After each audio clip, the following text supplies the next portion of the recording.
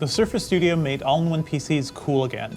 Now with the Surface Studio 2, Microsoft is making it something even more compelling for creative professionals. The original Studio showed there was still the potential for innovation beyond iMac-like desktops.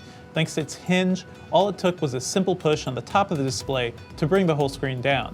By doing that, the Studio became a giant easel, the sort of thing that would be ideal for digital artists. But despite being so innovative, Microsoft saddled that first machine with an aging CPU and slow graphics.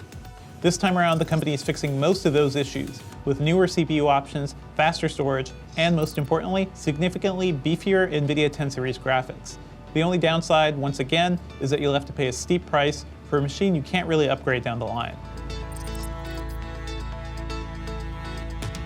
It's clear that this is an iterative update from Microsoft. The Surface Studio 2 looks exactly the same as the original, with a gray magnesium case, a gorgeous and thin 28-inch display, and mirror-finished metal arms connecting the two. It's a design that's both striking and simple, and it still looks attractive 2 years later.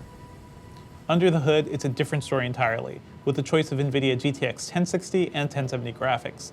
You'll actually be able to play some modern games like Forza Horizon 4. Our review unit included the GTX 1070 GPU, which achieved frame rates between 90 and 100 FPS in 1440p with all the graphics settings maxed out in Forza. While it's faster than the GTX 980M graphics in the first Studio, the new model still isn't powerful enough to play many games at the display's full 4500 by 3000 pixel resolution, at least if you want 60 FPS. I saw around 34 FPS in Forza. That's also a resolution that's tougher to handle than 4K. Nobody will be buying the Surface Studio 2 as a gaming rig, but it would have been nice to see Microsoft cram in the more powerful GTX 1080 GPU.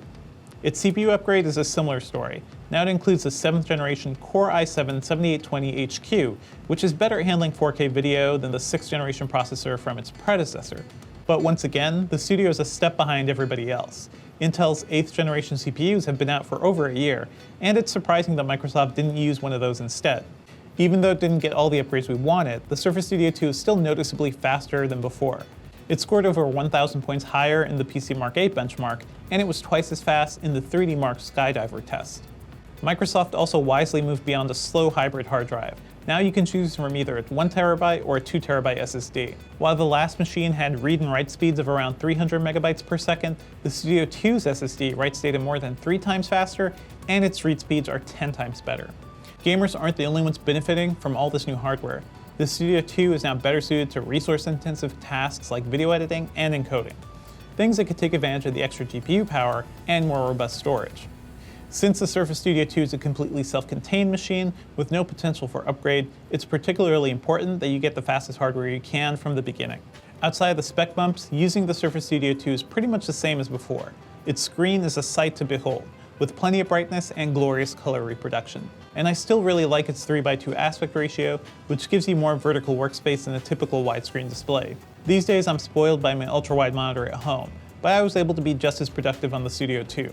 It's a great display for watching video, but I can imagine media editors and really anyone working with huge timelines and complex apps will appreciate the massive amount of real estate. I'll admit I'm not really the target audience for the device's Easel Orientation, which is what Microsoft calls it when you push the screen all the way down.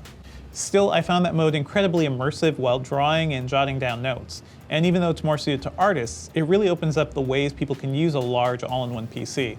It's something a teacher could use at the front of a classroom to annotate documents and lead a lesson without losing sight of their students. That flexibility is key, and it's something that no other all-in-one PC can easily do. Honestly, you'd have a hard time doing that with a standard PC monitor too. Clearly, this is a machine made for productivity, and it has all the ports you need to get some serious work done.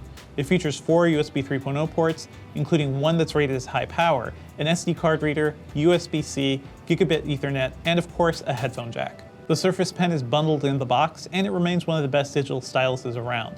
It's comfortable, feels great when writing on the screen, and when you're not using it, you can stick it to the side of the screen magnetically. Microsoft isn't promoting the $100 Surface Dial as much this time around, but it's still available, and it's useful for anyone working in supported apps like OneNote and Autodesk Sketchbook. I didn't have one to test this time, but with the latest model, I was impressed with the potential for its offhand controls, since you could easily tweak settings without dropping the stylus. The Surface Studio 2 starts at $34.99, $500 more than before. If you want to upgrade to 32 gigabytes of RAM, you'll have to add another $700. And if you're going all out with a 2TB hard drive, be prepared to spend $47.99. Basically, Microsoft is filling the gap between the affordable iMac and the pricey iMac Pro, which starts at $5,000.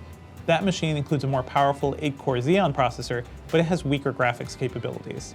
If you're intrigued by the idea of a powerful all-in-one but can't really shell out that much cash, there's also Dell's XPS 27, which goes for $1,400 to start and $1,700 with a touchscreen. It'll still be a very capable machine for any creative professional.